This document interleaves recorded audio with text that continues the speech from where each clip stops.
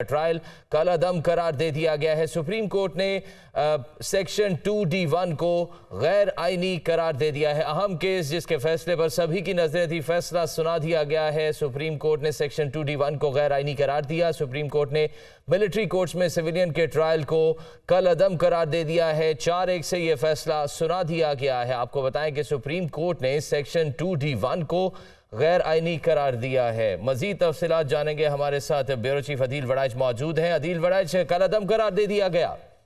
जी बिल्कुल, ये official secret act का सेक्शन 2(1)D है, जिसमें किसी सिविलियन के ट्रायल का एक तरीकाकार दिया गया है और इसमें कहा गया है कि सबसे पहले उस शख्स के खिलाफ FIR दर्ज की जाती है, फिर उसे सेशन जज के पास पेश किया जाता है, जिसके बाद मुकदमे को मिलिट्री कोर्ट में ट्रांसफर किया जाता है।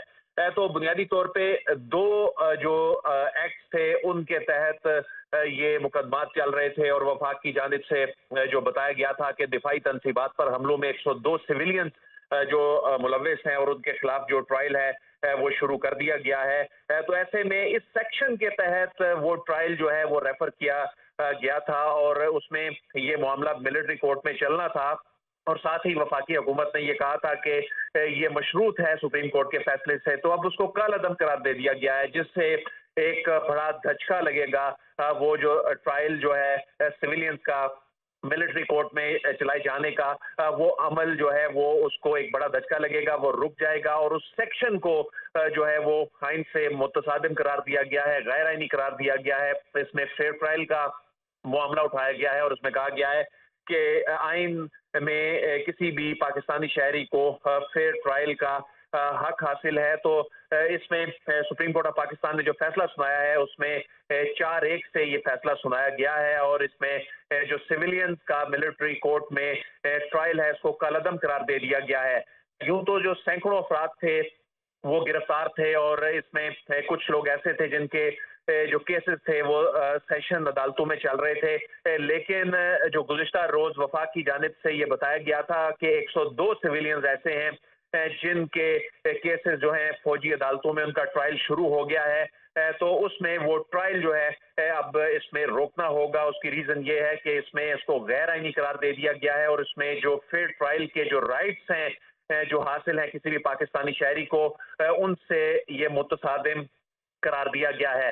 तो जो सेक्शन जो है जो सेक्शन 2D है 2(1)D है बुनियादी तौर पे ये सेक्शन, इसमें जो सिविलियन का जो ट्रायल का जो तरीकाकार है उसमें जब अमेंडमेंट्स भी की गई और इसमें एक तरीकाकार वजह किया गया और उसमें ये कहा गया कि जब FIR दर्ज की जाती है कोई भी ऐसा शख्स जो कि मिलिट्री इंस्टॉलेशन या जो हसास इमारतें होती हैं उन पर कोई अटैक करता है या उनसे मुतल्लिक वो एंगेज होता है, तो उस सूरत में उसके खिलाफ पहले FIR दर्ज करने के बाद उसे सेशन जज के पास पेश किया जाता है और उसके बाद मुकदमा मिलिट्री कोर्ट में ट्रांसफर किया जाता है। तो इन केसेस में भी ऐसा ही हुआ और इन केसेस में ये मामला पहले FIR के बाद सेशन जज के पास गया और उसके बाद ये रेफर किया गया जब बाकायदा, तो इन तमाम अफराद को तहवील में लिया गया और अब 102 जो सिविलियंस हैं ये उनका जो ट्रायल, जिसमें खुद वफाकी हुकूमत ये कह भी रही थी कि जब इनका ट्रायल चलेगा तो मशरूत होगा इस केस के फैसले से। तो वो फैसला एक ऐसे वक्त में आया है जब ट्रायल शुरू हुए अभी चंद रोज ही गुजरे थे और उस ट्रायल को कालादम करार दे दिया गया है और उसमें कहा गया है कि ये खिलाफ आइन है और जो फंडामेंटल राइट्स हैं ट्रायल को खिलाफ आइन करार दिया गया है और कालादम करार दे दिया है। हसीब मलिक भी हमारे साथ मौजूद हैं। हसीब मलिक, आगाह कीजिएगा, फैसले में मजीद क्या कुछ सामने आया?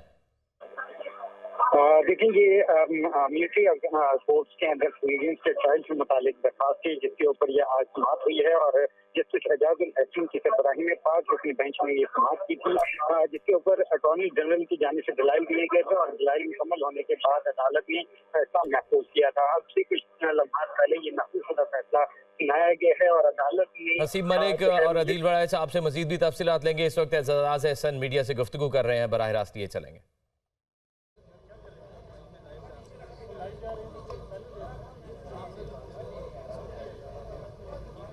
जिस तरह एक अंग्रेज आर्च बिशप ने कहा था बादशाह को, बादशाह ने कहा मैं तो बादशाह हूं, मेरे पास मैं कानून हूं। उसने कहा आप बादशाह हैं, लेकिन आप बादशाह इस वजह से हैं कि आपको कानून बनाता है बादशाह, कानून आपसे बालादस्त है। ये इतना अहम फैसला है कि तमाम